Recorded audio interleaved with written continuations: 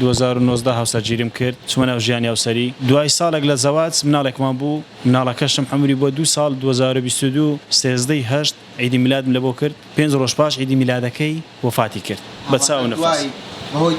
بەڵێ 18 ڕۆژ پاش ئەوە خێزانم لە دووری کوڕەکەم بەسجیدا ئەویش مرد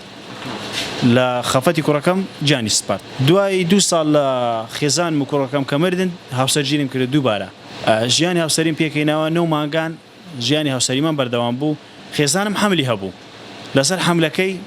دکتۆر عەبوو عیلاجی لۆ نووسی بەغەڵەتی بۆ هۆکاری ئەوەی کە جەڵتەلەیدا بمری ئێستا لە کەناڵەکەی ئەوە داواکارم کەیسی من یەکلایی بکرێتەوە پێم بڵێ پزیشکەکە هۆکاری مردنی هاوسەری دووەم تو کوڕەکەت بەڵێ دادگا ئەوەی کردووە دەڵێ ئەو عەبوو عیلاجەی تۆ بوویتە هۆکاری ئەوەی کە خێزانت جەڵتەلەیدا عەبوو عیلاجەکەش دکتۆر بۆی داناوە خۆم دکتۆر نیمە کەسکاری هاوسەرەکەم گوتیانە تۆ کوشتوتە بەڵێ ئەمن گوتم با توبعادلی بڕیار بدە ئایا من کوشتومە یان بە مردنی خۆی مردووە